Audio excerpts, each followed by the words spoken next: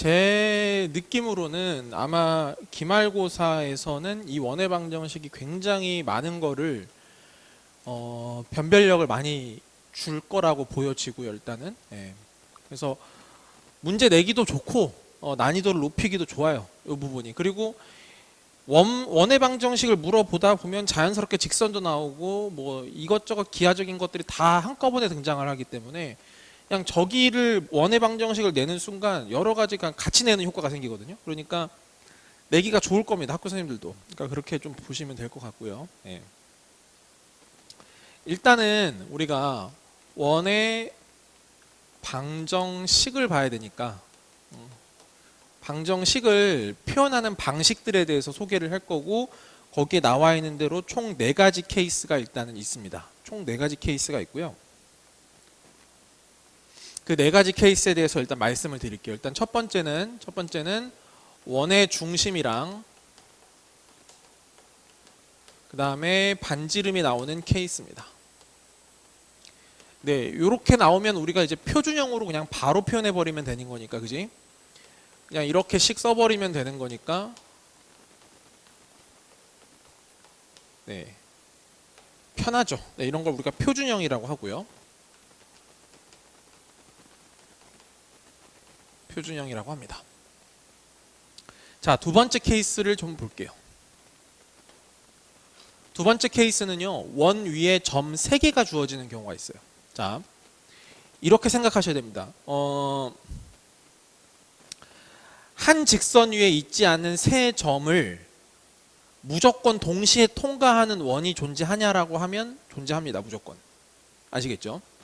근데 한 직선에 있지 않는 4개의 점을 동시에 통과하는 원은 언제나 존재하느냐? 그건 아닙니다. 아시겠죠? 무슨 말이냐면은, 만약에 점이 이렇게 있으면요, 이 3개의 점을 동시에 통과하는 원은 무조건 하나 존재해요. 하나로 결정된다는 뜻입니다. 아시겠죠? 근데 만약에 여기다 점을 하나 더 찍었어. 그럼 이 4개의 점을 동시에 통과하는 원은 무조건 존재하느냐? 그렇진 않다는 거지. 일단 무슨 말인지 알겠지? 그러면 이 점 3개를 통과하는 게 하나로 결정된다는 것이 어떤 의미로 받아들이면 되냐면, 얘를 우리가 만약에 쭉 펼쳤을 때 이런 식으로 모양을 갖게 되거든요.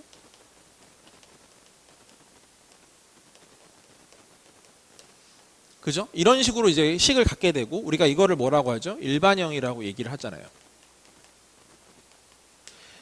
여기서 모르는 상수가 몇 개죠? 3개입니다. 그죠? A, B, C 3개니까 이 3개를 결정하기 위해서 점 3개만 있으면 된다는 얘기죠. 아시겠죠? 그렇게 거꾸로 받아들이시는 게 더 좋을 거야. 알겠지? 시계 모양을 봤더니 이렇게 생겼네. 아니면 이 식도 사실은 똑같지 않아? 봐봐. 여기서도 모르는 상수가 몇 개니? A, B, R 3개잖아. 그럼 3개를 알기 위해서 점 3개가 필요하다는 거야. 일단은 무슨 말인지 알겠지? 그러니까 만약에 점 3개가 이렇게 주어지면은, 요 식에다가 넣어도 되고 요 식에다가 넣어도 돼요. 상관은 없으세요. 어차피. 근데 이게 더 편할 거예요.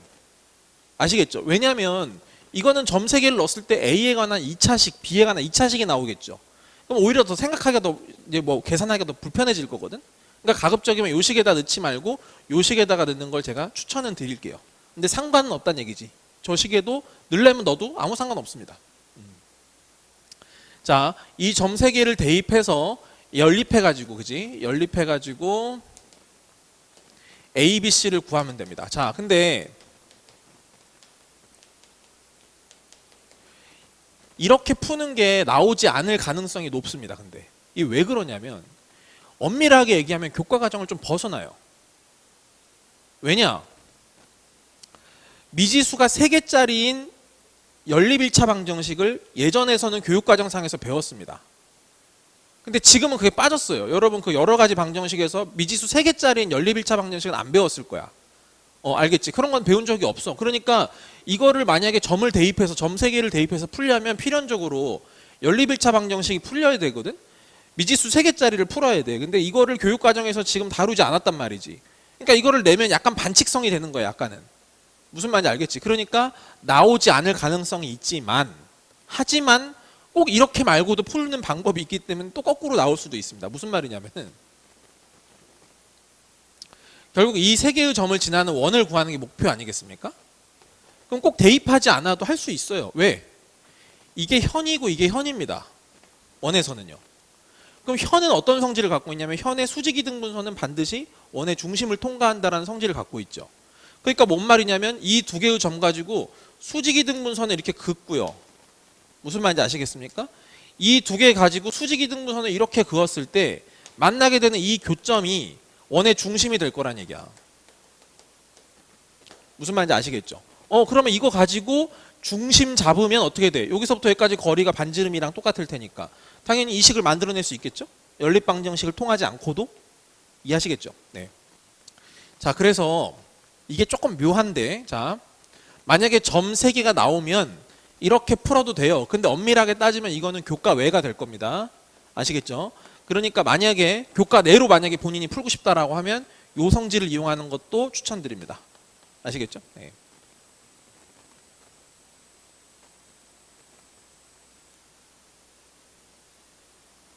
자, 이번에는 세 번째 갈게요. 세 번째는 지름의 양 끝점이 주어지는 경우예요. 지름의 양 끝점이 주어지는 경우.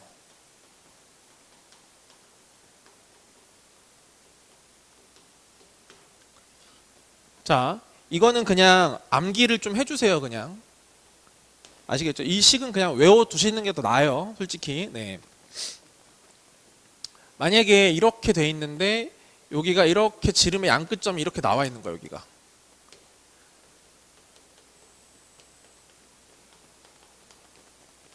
네. 물론 이렇게 해도 상관없죠. 이 두 개의 중점이 원의 중심이 될 거고 여기서부터 여기까지 거리 구해가지고 반지름 잡아서 1번으로 갔다가 문제를 푸셔도 상관은 없겠죠. 식을 세우는 거는 괜찮긴 해요. 근데 제가 누누이 말씀드리는 거지만 시간이 부족합니다. 시간이 부족하고 이거를 주고 이 원의 방정식을 구해라 라고 하는 문제가 나오는 게 아니에요. 어차피 그게 나오는 게 아니고 중간 과정에 이런 것들을 구해야 되는 그런 상황들이 있을 거기 때문에 식으로 빨리 구현하는 게 중요하다고. 일단 알겠지? 그럼 식으로 빨리 구현하기 위해서 그냥 외우시는 게 좋은데 별게 아닌 게 뭐냐면 결국 얘가 수직 관계라는 거니까 언제나 여기 있는 점들은 언제나 이 기울기랑 이 기울기랑 서로 수직이잖아요. 이걸 x, y라고 했을 때 이해하시겠죠? 네. 그러면 이런 게 나올 거야. x-x1, y-y1이랑 곱하기 이렇게 곱했을 때 반드시 마이너스 1이 된다는 걸 알 수 있을 겁니다. 네, 두 점 사이의 기울기가 언제나 수직이니까 곱하면 마이너스 1이다. 이렇게 지금 처리가 될 거고 그러면 이거를 정리한 결과물이 뭐냐면 이게 될 거야. x-x1, x-x2 플러스 y-y1, y-y2는 0이다. 이렇게 나오게 될 거예요. 아시겠죠? 네. 그러니까 뭐냐? 이거 두 개 곱한 거랑 이거 두 개 곱한 거랑 비율적으로 마이너스 1이니까 이거 두 개 곱한 거랑 더하기 이거 두 개 곱한 거랑 더하면 0이다. 이 뜻입니다. 아시겠죠? 네. 그래서 요 식을 외우시고 그냥 순간순간 만약에 이런 상황이 나오면 그냥 바로바로 요 식을 만들어 내셔야 됩니다.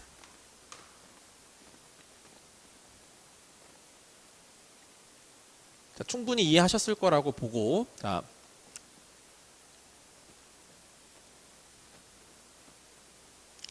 자, 네 번째는 아폴로니우스의 원입니다.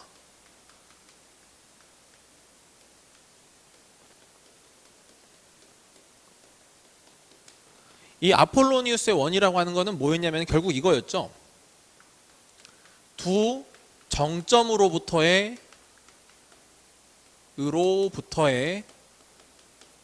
거리의 비가 일정한 점들의 모임인데 그거는 반드시 뭐가 된다? 원이 된다라는 겁니다. 아시겠죠? 두 정점으로부터의 거리의 비가 일정한 점들을 모아놓게 되면 반드시 그게 원이 된다라는 게 아폴로니우스의 원에 대한 이야기인데 물론 이 일정하다라는 게 예외적으로 1대1은 제외입니다. 아시겠죠? 1대1이라고 하면 뭐가 되는 거죠? 수직이등분선이 생긴다고 말씀을 드렸어요. 두 점의 수직이 등분선이 되겠죠. 그때는 거리가 똑같다는 얘기니까. 무슨 말인지 알겠지? 이 경우에는 수직이 등분선이 발생한다. 네, 이렇게 이해하고 계시면 돼요. 자, 그러면 당연히 원래대로라면 거리의 비를 이용할 거니까 뭘 이용할 거냐면 비례식을 써야 돼요. 그죠? 비례식을 사용해서 자취방정식 구하듯이 구해야 됩니다. 원래는. 아시겠죠? 근데 우리가 이거를 이미 해봤을 때 원이 나온다는 팩트를 알고 있기 때문에 그냥 원 자체를 그냥 할 거예요. 그냥 바로 갈 거거든요. 자, 어떻게 할 거냐면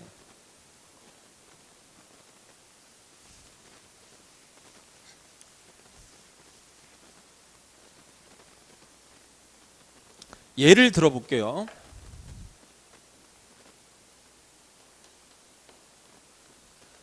만약에 여기가 0,0이고 그냥 계산을 좀 편하게 하기 위해서 0,0이고 여기가 만약에 3,0이라고 생각을 하고요.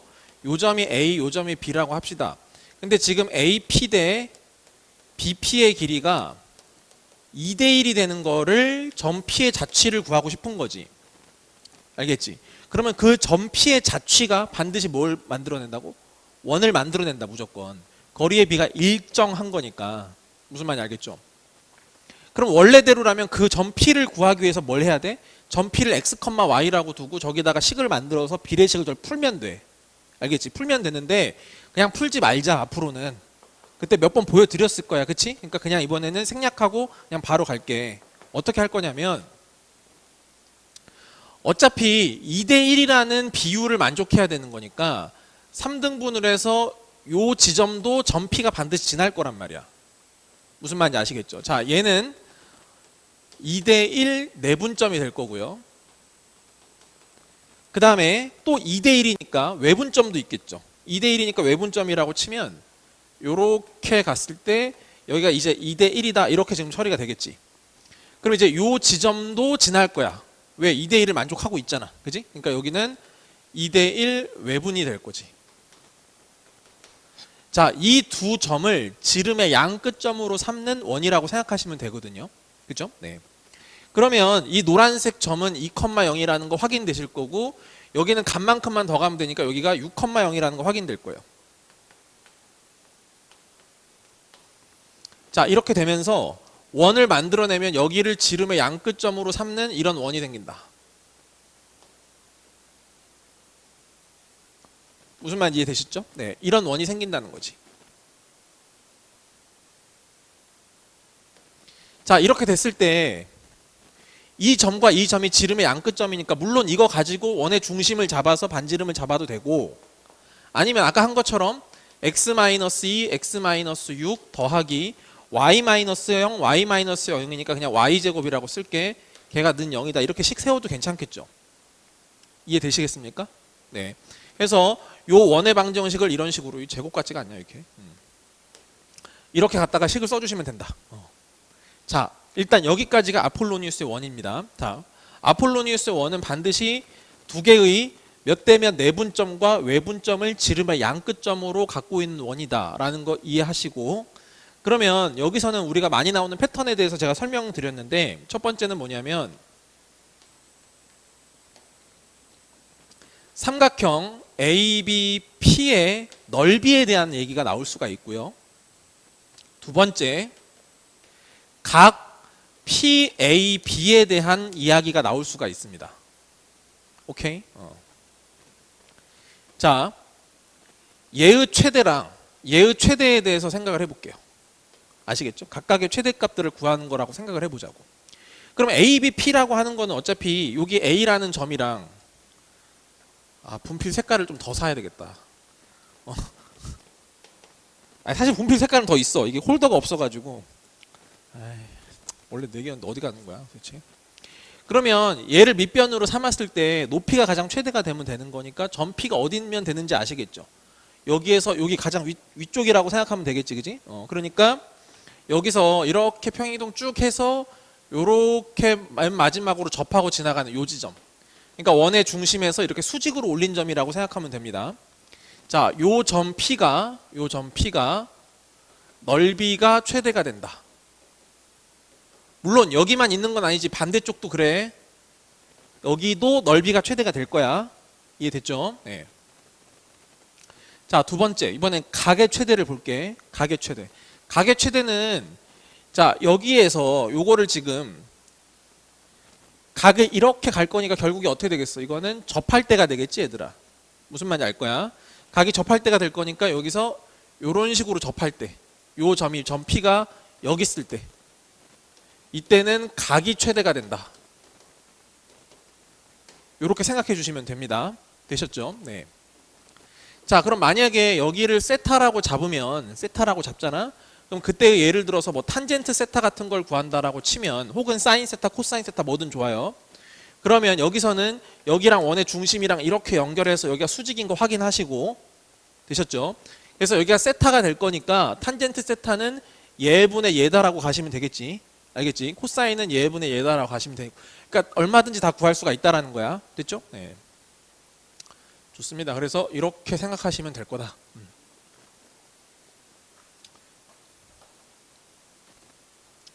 자, 그 다음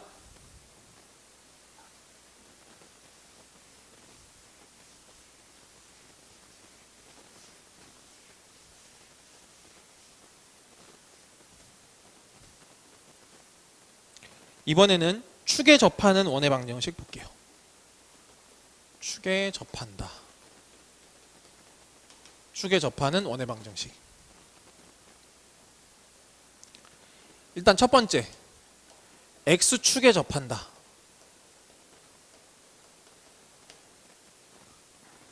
자, X축, Y축에 동시에 접하는 부분은 애들이 별로 안 헷갈려. 생각보다 안 헷갈려. 근데 의외로 하나 접할 때를 애들이 식 세우는 거 좀 어려워할 수 있어. 그러니까 이거는 제가 그때도 한번 설명을 드렸지만, 기준을 잡을 때 원의 중심을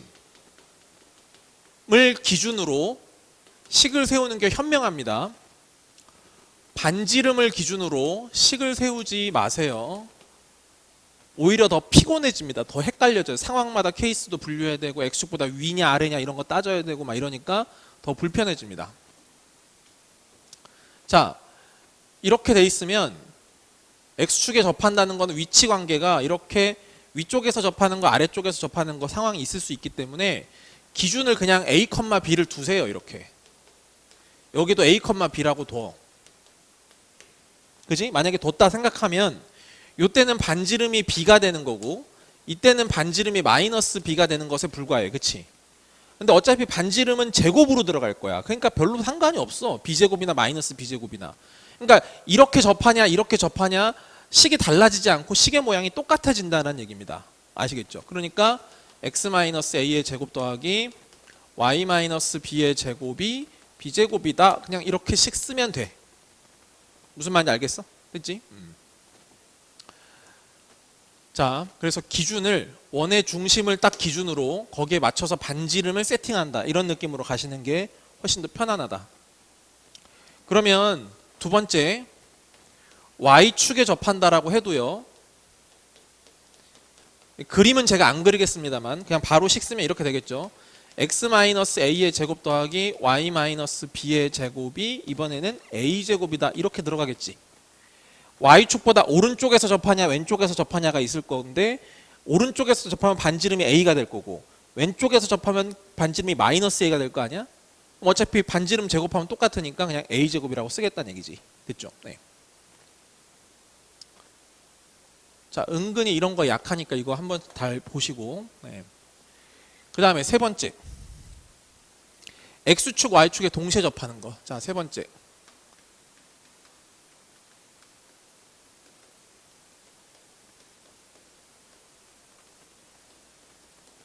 동시에 접하는 거 한번 볼게요.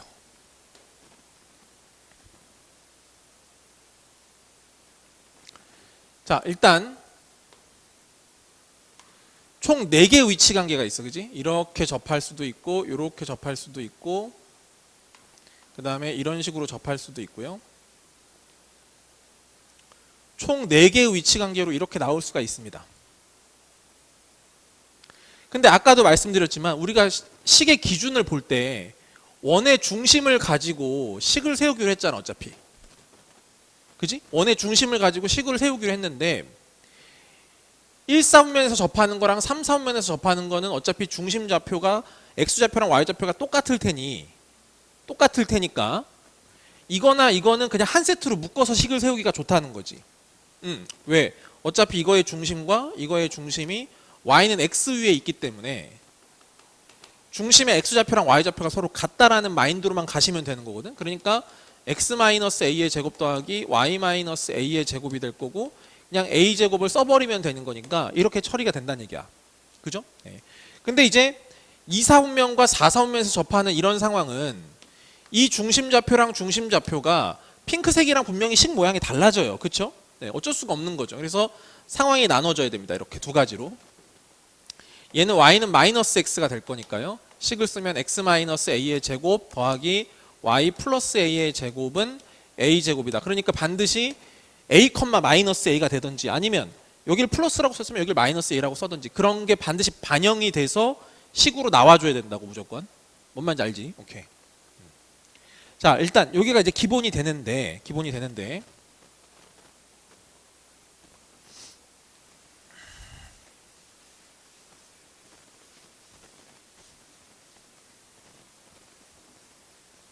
자, 일단 예를 하나 들면서 설명을 한번 드려볼게요.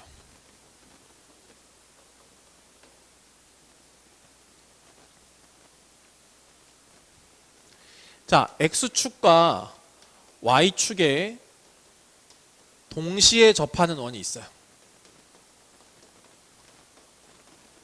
원이 있는데 두 개래, 두 개. 알겠지? 두 개라고 했고 대신에 어디를 지나냐면요. 마이너스 1,3을 지난다고 칩시다. 근데 그 원 두 개, 이런 거를 만족하는 게 두 개래. 이거를 만족하는 원이 두 개래. 알겠지? 그렇게 됐을 때 두 원의 중심 사이의 거리를 한번 구해보자 이런 얘기지. 네.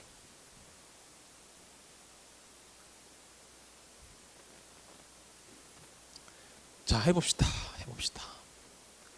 일단 요거를 꼭 푸는 게 중요한 게 아니고 여기서 여러 가지 시행착오도 겪어보고 뭔가 잘못했을 때 어떤 결과물이 나오는지도 확인해보고 이런 거를 종합적으로 같이 한번 해볼게요. 일단 아시겠죠? 네. 일단 첫 번째 포인트는요. 언제나 원이 두 개씩 나오는가 하는 거예요. 언제나 원이 두 개씩 나옵니다. x축, y축에 동시에 접하면서 어떤 점을 지나가는 원은요. 반드시 그게 두 개씩 나오게끔 돼 있어요. 자, 예를 들어서 만약에 어차피 우리가 4분면이라고 하는 거는 이쪽에서 위치관계랑 이렇게 들어가는 다 똑같은 거니까 1사분면 한정으로 제가 말씀 한번 드려볼게요. 아시겠죠? 자, 만약에 x축과 y축에 동시에 접하는 거면 이런 식으로 접하게 될 거고 식을 쓰면은 지금 x-a의 제곱 더하기 y-a의 제곱은 a제곱이다라고 이렇게 식이 들어가겠죠. 근데 얘가 어느 점을 지나 근데 그 점이 P, Q라고 생각을 해보는 거지 이렇게. 무슨 말인지 이해되셨죠? 물론 PQ는 1사분면상에 있으니까 PQ는 둘 다 양수일 거야. 그건 가정하고 들어가자. 그러면 봐봐. 얘를 만족하는 게 일단 PQ를 대입하면 성립을 해야 되지 않습니까? 그러니까 여기다가 P 넣고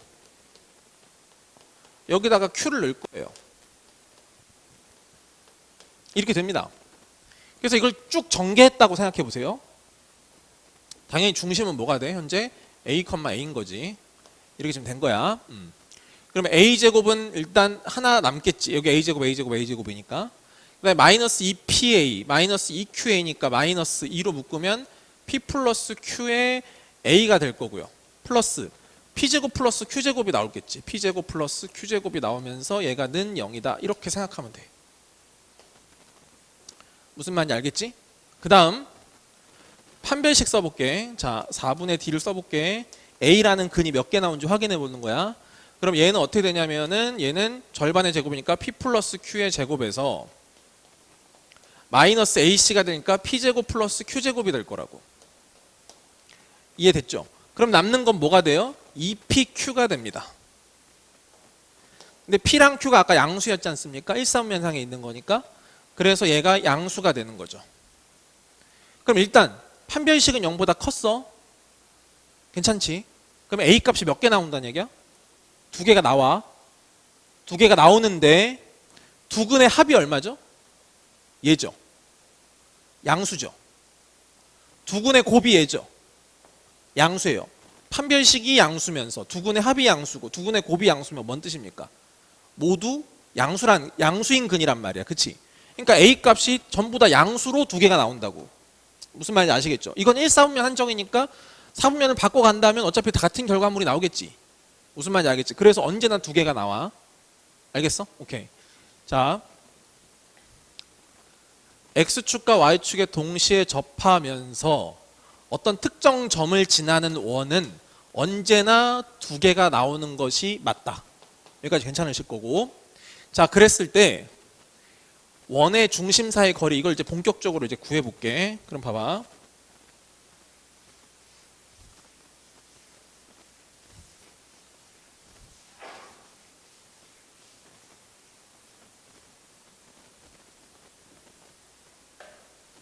자, 이 문제를 이제 본격적으로 만약에 푼다고 치면 요렇게 들어가는 건 똑같고 요번에는 이제 마이너스 1,3이 들어가는 거니까 여기다가 넣었다고 생각해 볼게요. 마이너스 1 마이너스 a의 제곱 더하기 3 마이너스 a의 제곱이 a 제곱이 될 거고.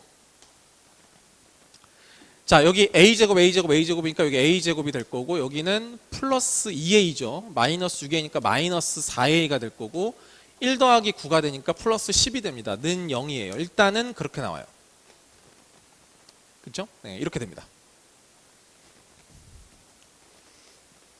인수분해가 별로 유쾌하지는 않다는 거지. 뭐 하면 되지만 인수분해 할 수는 있지만 유쾌하진 않잖아. 그럼 이때 어차피 여기서 두 근이 발생할 거니까 그 두 근을 알파랑 베타라고 둘 거고 근각계수 관계로 처리할 겁니다. 그러면 원의 중심이 하나는 얼마가 되는 거야? 알파, 알파가 되는 거지. 또 다른 하나는 베타, 베타가 돼요. 그래서 이 두 점 사이의 거리를 구하는 거라고 생각하면 루트 2에다가 베타 마이너스 알파의 제곱을 구하겠다 이렇게 생각하시면 될 거고요.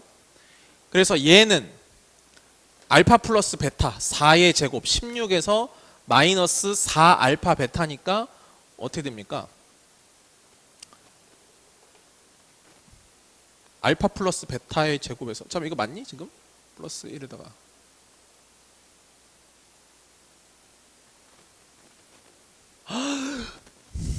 미안해 지금 나 이거랑 헷갈려 버렸어. 나 진짜 제가 뭐 잘못했까요? 빨리 찾아보세요. 네, 어차피 이거 근데 설명하려고 했던 거긴 한데 왜 의도치 않게 이렇게 돼 버렸냐? 뭘 잘못했을까요?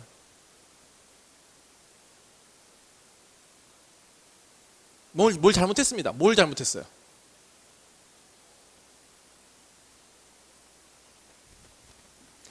이 식이 아닙니다. 됐죠? 네. 얘가 여기 4분면이거든요. 무슨 말인지 아시겠죠?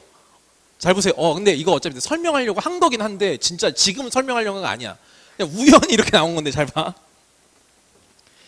아까 제가 시행착오도 겪어보자고 했지 않습니까? 그게 이것 때문에 말씀드린 건데요. 자, 식을 잘못 넣었을 때의 어떤 형태가 나오는지를 볼게요. 식을 잘못 넣게 되면요. 무슨 근을 가냐면 허근을 가져요.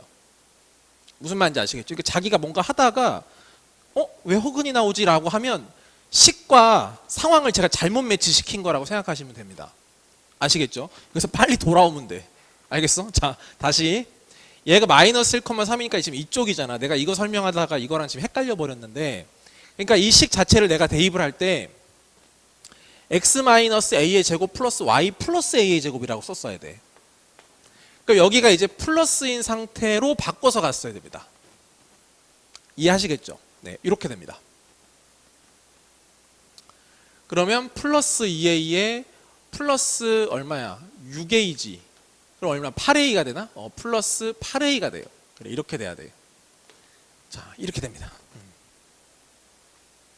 그럼 다시 여기서 어쩐데 인수분해 유쾌하지 않은 건 똑같고 어차피. 자, 그러면 얘는 알파 플러스 베타가 이게 아니죠. 그럼 64가 되나? 64가 될 거고, 그 다음에 마이너스 4 알파 베타니까 40이 됩니다. 그렇죠? 네, 그래서 24에다가 2 곱했으니까 루트 48이어서 계산하시면 4 루트 3이다. 이렇게 처리가 되는 거죠. 이해하셨죠? 네. 다시 식과 상황이 매치가 안 돼서 잘못 계산하면 허근이 나와요. 그럼 빠르게 다시 돌아가서 어디가 잘못된지 캐치하시면 되는 겁니다. 됐죠? 네.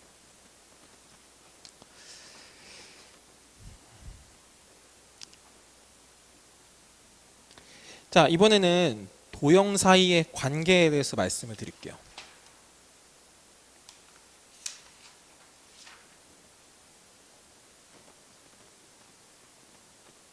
여기다 할까? 여기 별로 칸이 없긴 한데 뭐 하다가 또 지우면 되겠지.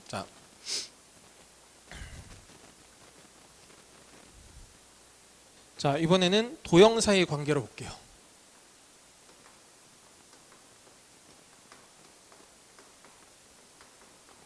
저번에 1번이 있었죠. 그때는 직선으로 말씀을 드렸던 거고, 그렇죠? 네. 자, 그러면 이제 남은 거는요. 이제 원을 기본으로 하는 거니까 원이 있을 거고, 원이랑 원, 원이랑 직선, 원이랑 점, 이 세 가지만 이제 확인해 보면 되겠지, 그지? 원이랑 점은요, 물어볼 수 있는 게 어차피 위치 관계로 생각하면 원의 위에 있느냐, 원 밖에 있느냐, 혹은 원 내부에 있느냐, 이것밖에 차이가 없는데, 어차피 원 위에 있는 거는 그냥 그 점을 대입하면 성립한다니까 별로 의미는 없을 것이고, 그럼 결국 원 내부는 거의 없는 거고 원 밖에 있는 거잖아요. 그렇죠? 그러면 결국에는 뭘 물어봐요? 거리를 물어볼 수밖에 없죠. 그렇죠? 네, 그래서 여기서는 결국 거리의 최대, 최소를 물어볼 수 있다라는 거를 미리 한번 생각해 보실 수 있으면 좋겠고, 자, 이번에는 원과 직선에 대해서 보겠습니다. 원과 직선은요, 원이 있으면 위치 관계가 3개야. 하나, 둘 접하는 거, 그 다음에 만나지 않는 거, 이렇게 있습니다. 네. 일단 처음에 여기는 교점이 발생하잖아요. 여기도 교점이 발생하죠. 여기는 교점이 발생을 안 합니다. 그렇죠? 네. 근데 일단 이 생각은 하셔야 돼요. 뭐냐면은 교점을 구하라는 문제는 저는 본 적이 없어요. 교점 구하기는 하실 필요가 없습니다. 이건 제가 좀 자신 있게 말씀드릴 수 있어요. 교점을 구하는 문제는 안 나올 거야. 설마 안 나와. 본 적도 없어. 그러니까 만약에 교점을, 예를 들어 교점 사이 거리를 물어볼 수는 있겠지. 근데 교점 사이의 거리를 구한다고 해도 교점을 구하는 건 아니란 말이야. 그냥 거리만 구하면 되는 거지. 자, 그 다음, 자, 만약에 요 상황이 됐다라고 치면요, 일단 여기 사이의 거리 정도 물어볼 수 있겠죠? 그죠? 이 거리 물어볼 수 있어요. 그럼 이 거리는 어떻게 할까요? 원의 중심이 있었을 때 어차피 반지름의 길이는 있을 거고, 여기 중심 사이, 원의 중심과 직선 사이 거리 구할 수 있으니까 요 두 가지의 길이를 알 수 있잖아요. 그죠? 요 두 가지의 길이를 알 수 있으니까 피타고라스 정리로 요 길이를 알아내면 되고, 거기에 2배만 하면 됩니다. 그렇죠? 그래서 이 현의 거리는 그런 식으로 구하시면 됩니다. 아시겠죠? 예. 솔직히 여기서는 그거 말고는 물어볼 게 없는 것 같아요. 제가 보기에는. 거리 빼고는 뭘 물어보겠어? 그치? 뭐 거리, 요 두 점 사이의 거리 말고는 뭐 다른 거를 물어볼 요소는 거의 없어 보입니다. 일단. 되셨죠? 자, 그 다음에 요거 볼게요. 요거는 이제 접선이기 때문에, 접선은 주제로 아예 따로 빼서 배우거든요. 접선 구하는 거 자체를. 그러니까 접선은 접선 유형할 때 추가적으로 설명을 많이 드릴 거니까 이것도 됐고. 됐죠? 자, 요 상황 보겠습니다. 자, 요 상황은 만나지 않으니까 교점을 물어볼 수는 없을 거고요. 여기 원의 중심에서부터의, 자, 이거를 이용하게 될 거야. 여기 점과 직선 사이의 거리를 구한 다음에 반지름을 빼게 되면, 그죠? 요 반지름을 빼게 되면 거리에 뭐가 나와? 최소값이 나오죠.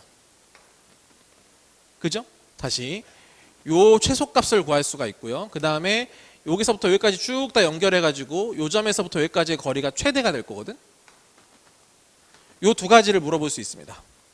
자, 이 최소는 어떻게 구하면 될까?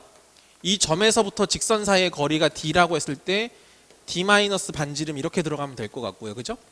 이 라지 m은 어떻게 하면 돼? d 플러스 r 들어가면 되죠? 여기서부터 여기까지 거리에서 반지름 더 추가해주면 되는 거니까. 그래서 이런 식으로 들어가면 됩니다. 자, 이 상황에서도요, 우리가 흔히 볼 수 있는 상황은 이런 게 있어요. 뭐냐면,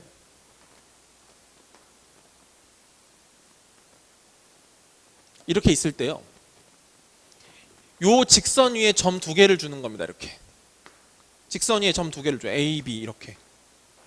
그리고 여기에 점 P가 있는 거죠.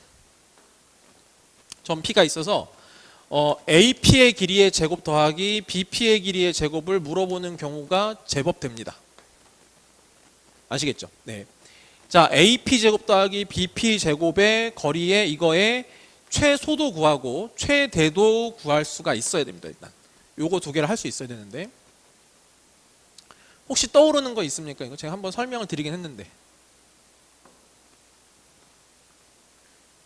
파푸스의 정리, 중선의 정리랑 관련돼 있다고 생각하시면 돼요. 자, 그때도 한번 설명을 드렸죠. 자, 이 길이 제곱 더하기 이 길이 제곱을 원하는 거거든요. 그쵸? 네. 그러면 보세요. 이거 두 개가 만약에 고정돼 있다라고 하더라도, 이 두 개가 고정돼 있어. A, B가 고정돼 있다라고 하더라도 P가 돌아다니니까 이것도 변하고 이것도 변한단 말입니다. 그럼 변하는 게 두 개가 되면 우리가 처리를 못 한다고 말씀드렸잖아요.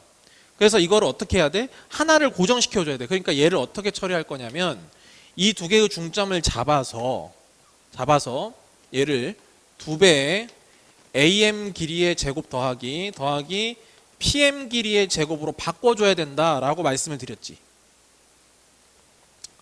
그러면 AM이라는 길이는 어차피 고정돼 있으니까 최대 최소랑 영향을 주는 요소가 아니고, 왜 AM은 여기서부터 여기까지 길이니까 어차피 고정돼 있을 거 아니야?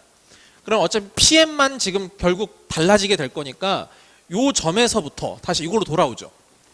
요 점에서부터 원까지의 거리의 최대 최소의 문제로 바뀌게 되는 겁니다. 그러면 거리의 최대 최소는 여기에 원의 중심이라고 쳤을 때 이렇게 연결하면 여기가 길이가 최소가 될 거고 여기가 거리가 최대가 되겠죠. 이해하실 겁니다. 네. 그래서 여기서가 이제 최소, 여기서가 최대, 이런 식으로 구해줘야 된다 이 말이지. 됐지? 그래서 이렇게 구해주시면 될 거고.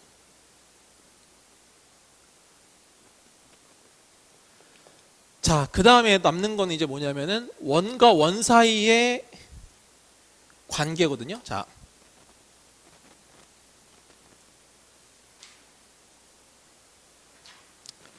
이번에는 원과 원 사이의 관계인데요.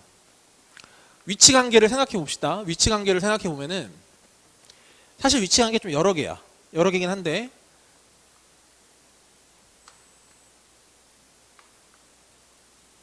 이런 관계를 이제 동심원 관계라고 얘기합니다. 동심원.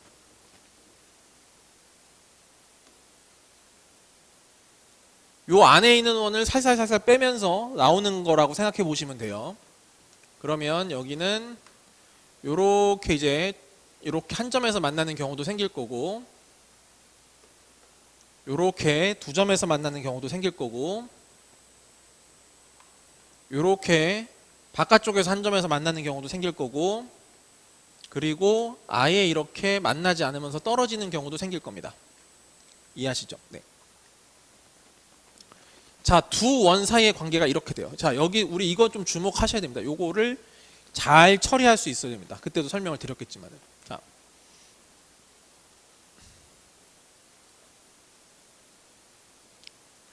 자, 여러분 얘는 두 원의 중심 사이의 거리가 빵이죠? 똑같은 중심이니까 중심 사이의 거리가 빵이잖아, 그지? 그래서 이거는 중심 사이의 거리가 0이다로 표현해 주시면 됩니다, 일단. 자, 얘는요, 여기 원의 중심이랑 여기 원의 중심이 있을 거야, 그지? 그럼 요 중심 사이 거리가 또 이렇게 있겠지. 자, 여기도 볼까? 여기 중심과 여기 중심이 있을 거야. 여기 관계가 있을 거고, 여기 중심과 여기 중심이 있을 거니까 여기 관계가 있고, 요것들로 이제 다 표현을 해줘야 돼요.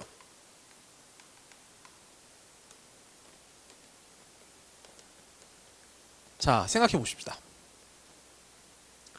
그럼 항상 기준이 되는 게 있어. 기준이 되는 건 누구냐? 얘랑 얘야. 얘랑 얘거든. 얘를 뭐라고 부르냐 얘들아? 내접하는 경우라고 얘기해. 내접이야. 얘를 뭐라고 불러? 외접이야. 그래서 얘네 둘을 기준으로 나머지 세 개를 표현해 주시면 돼요. 자, 무슨 말인고 하니? 일단 외접을 생각해 볼게요. 여기서는요, D라고 하는 거, 요 두 중심 사이의 거리가 요거 반지름 플러스 요거 반지름이거든요. 그러니까 얘는 라지 R 플러스 스몰 r이라고 이렇게 표시를 하셔야 돼요. 되셨죠? 네. 그럼 내접은 뭐야? 내접은, 자, 얘들아, 요 두 중심 사이의 거리가 여기서부터 이렇게 연결하면 여기 또 접점이 생기니까 큰 원 반지름과 작은 원 반지름을 뺀 거지. 보일 거야.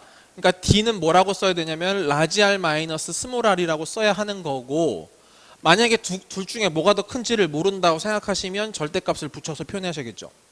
네. 그럼 이거 두 개로 기준을 잡아놨으니까 얘는 뭐냐면 이거랑 이거의 중간지대에 있는 거잖아요. 그죠? 이거랑 이거의 사이에 있는 거야. 내접과 외접 사이에 두 점에서 만나는 거니까 이 경우에는 D는 라지 R 플러스 스몰 r보다는 작되 라지 R 마이너스 스몰 r보다는 더 크다, 이런 식으로 식을 써줘야 되겠죠.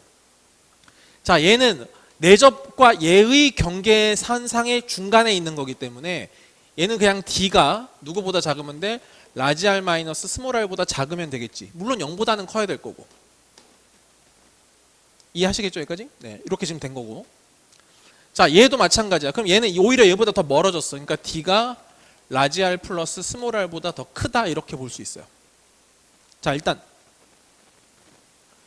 얘들아, 원과 원 사이의 관계를 식으로 구현할 수 있어야 됩니다.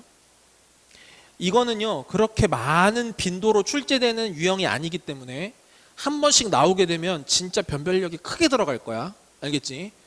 생각을 안 해보잖아? 막 당황한다니까? 당황을 해서 안 돼. 그러니까 미리서 딱 정리해주고, 그 다음에 또 뭐랑 같이 연결을 해야 되냐면 공통접선이랑도 같이 연결지어 생각해야 돼. 잘 봐. 사실 얘는 좀 특수한 경우고, 일단 얘를 놓고 볼게요. 이 상황은요, 공통접선이 없어요.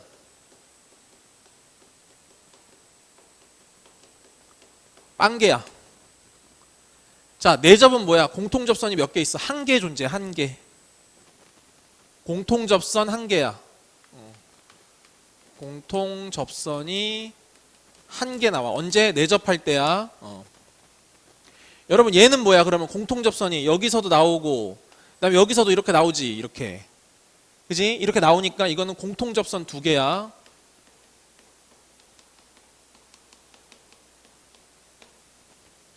여러분, 외접은 뭐야? 공통접선이 하나, 둘, 세 개야. 공통접선 세 개.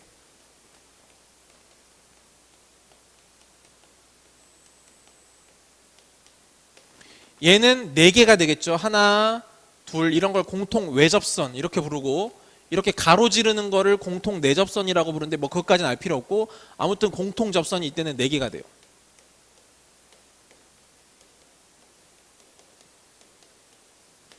자, 그럼 생각해 보세요.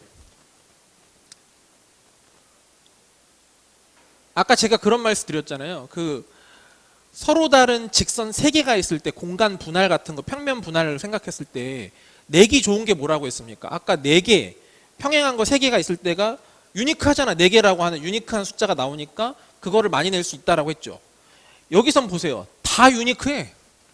겹치는 게 하나도 없어. 공통접선 0개, 1개, 2개, 3개, 4개가 되지 않습니까? 하나당 하나씩 매치가 정확하게 딱딱딱 돼버리잖아요. 그러니까 문제 내기가 좋아요. 예를 들어서 만약에 문제에서 두 원이 있는데 공통접선이 하나라고 한 어떤 조건이 나왔어. 그러면 결국 이 상황이 될 거니까 이 상황이 될 거니까 나는 이 식을 써서 문제를 풀어야 될 거라고. 무슨 말인지 알겠지? 공통접선이 3개라고 나왔어. 3개라고 나오면 이거 외접인 상황이니까 나는 이 식을 써서 문제를 해결해야겠다라는 마인드를 가지셔야 된다고요. 아시겠죠? 네. 잘 매치시켜 주시면 좋을 것 같습니다. 네.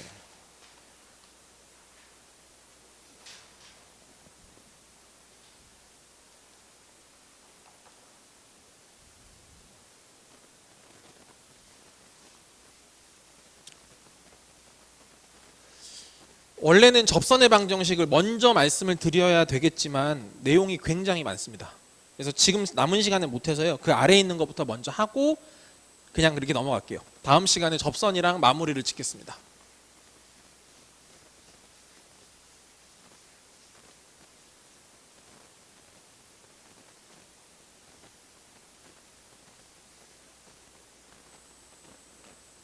자, 이번에는 두 원의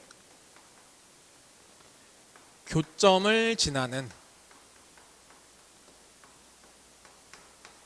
원 또는 현의 방정식,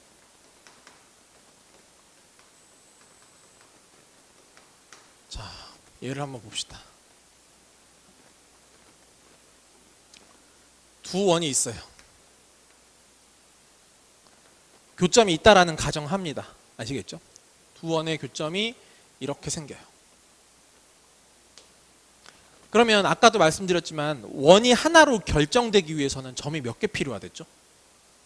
세 개가 필요합니다. 그러면 이 점 두 개만 지나가는 원은 하나로 결정되지 못하고 무진장 많다는 뜻이에요.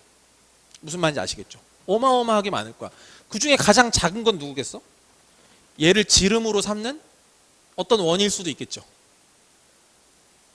이게 사이즈가 가장 작을 겁니다. 아시겠죠? 네, 가장 작을 거야. 큰 거는 제일 큰 거는 존재하지 않아. 계속 크게 만들면 계속 커지니까, 그지? 아무튼 엄청 무수히 많을 거라고, 그지? 예를 들어서 이런 원도 있을 수 있을 거고, 많겠죠. 네. 자, 이런 것들을 그냥 일관성 있게 표현하고 싶다라는 거죠. 네, 그러면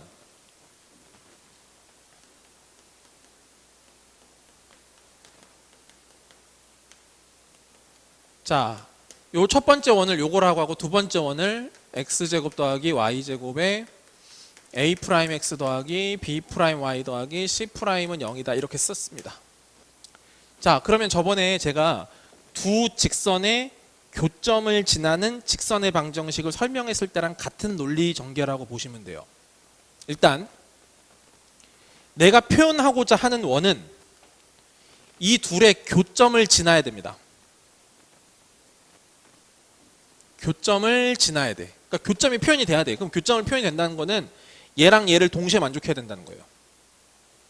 얘도 0이고 얘도 0이어야 되는 거예요. 그러면서 표현 자체는 원 또는 현의 방정식이 돼야 됩니다. 일단 원이라고 포커스를 맞춰볼게요. 그럼 x랑 y가 2차식이 성립이 돼야 돼. 알겠지? 그러니까 임의의 k에 대하여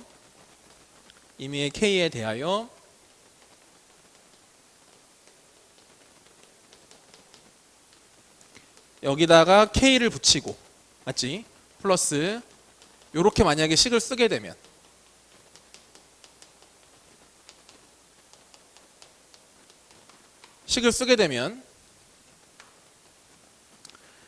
자, 얘 임의의 k에 대해 성립하는 거니까 k가 항등식으로 본다면 얘도 0이고 얘도 0이니까 교점이라는 게 표현되면서 구조적으로는 x랑 y가 2차식인데 x제곱의 개수가 k 플러스 1이고 y제곱의 개수도 k 플러스 1이니까 똑같으니까 원이라고 볼 수가 있는 거죠. 오케이, 네, 그렇게 됩니다. 자, 이렇게 표현할 수가 있어요. 이렇게 있는데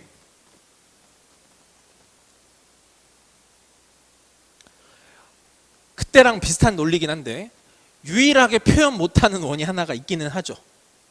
누굴까? 얘입니다.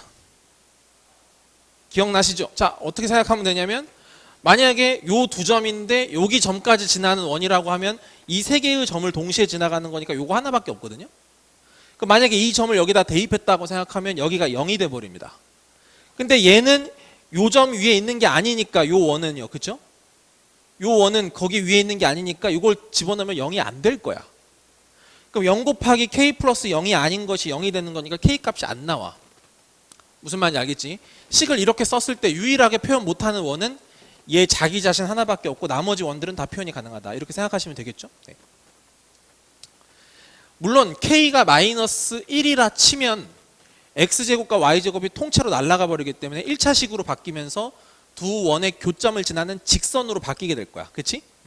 그래서 이때는 공통현 방정식이 나오게 되고요. k가 마이너스 1이 아니면 원의 방정식이 되겠죠. 이렇게 생각하시면 됩니다. 그럼 내가 만약에 이런 노란색 원을 구하고 싶어. 그럼 어떻게 해야 되냐면 얘를 지나가는 점을 대입을 해야 되죠. 여기다가 요 점을 대입했을 때 지금 임의의 k라고 하면 k 값이 특정되지 않은 거지만 여기 어떤 점을 집어넣으면 k 값이 하나로 특정이 돼야 돼. 그치? 그래야 원이 딱 나오게 되는 거니까. 그래서 이 점을 대입하세요. 그러면 얘는 0이 아니겠죠? 0이 아닌 것 곱하기 k에다가 얘도 0이 아닐 겁니다. 그쵸? 그러니까 0이 아닌 것 해서 k 값이 어찌됐건 하나로 나오게 될 거란 말이야. 그러면 돼요. 그쵸? 네. 그래서 그 k를 다시 여기다가 집어넣어서 식을 완성해 주시면 얘를 구할 수 있다. 이런 논리로 가시면 되겠지. 네. 일단 오늘은 여기까지 가시고 남은 두 개의 주제는 다음 시간에 합시다.